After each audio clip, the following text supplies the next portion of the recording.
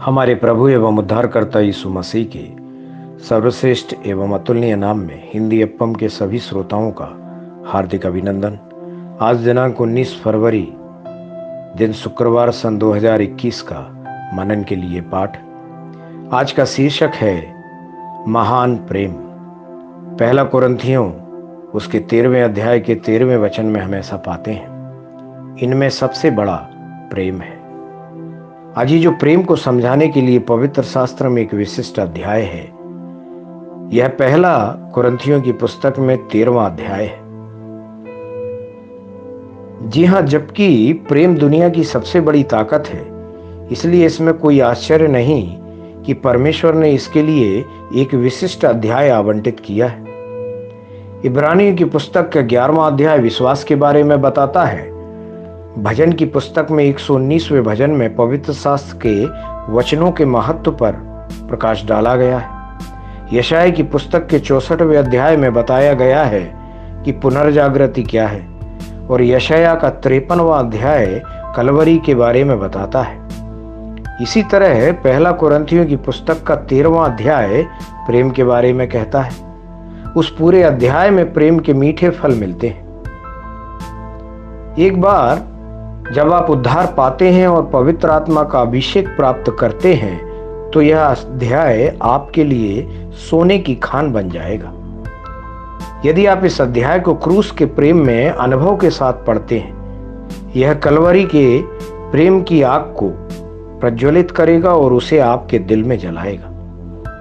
एक पत्रकार Billy Graham के पास दौड़ता हुआ आया और उनसे पूछा, पवित्र शास्त्र के उस भाग को बताएं जो आपको सबसे ज्यादा पसंद है। तुरंत ही बिली ग्राहम ने उत्तर दिया, पहले कुरिन्थियों की पुस्तक का 13वां अध्याय मेरा पसंदीदा हिस्सा है पवित्र शास्त्र का।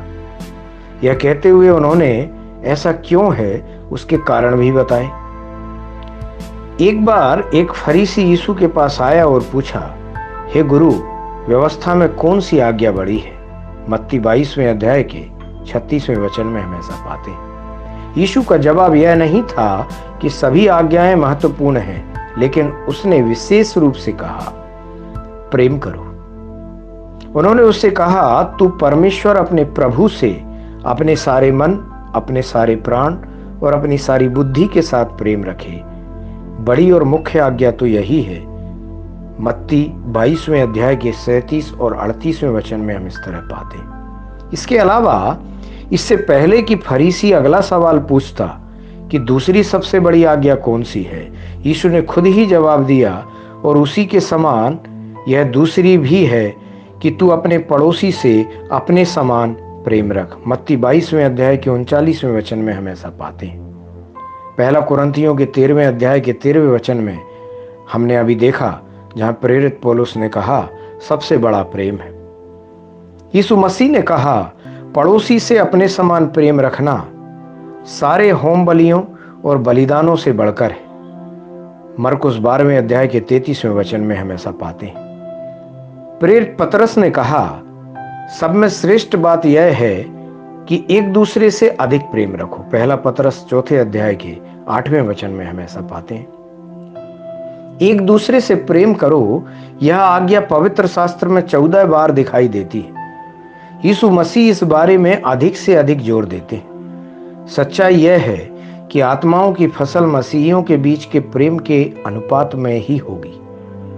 परमेश्वर के प्यारे बच्चों, एक दूसरे से उसी तरह प्रेम करें जैसे परमेश्वर आपसे प्रेम करते हैं। ध्यान करने के लिए आज जो वचन लिया है, यूहन्ना उसके 13वें अध्याय का 35वां वचन, जहां ऐसा लिखा है, यदि आपस में प्रेम रखोगे तो इसी से सब जानेंगे कि तुम मेरे चेले हो।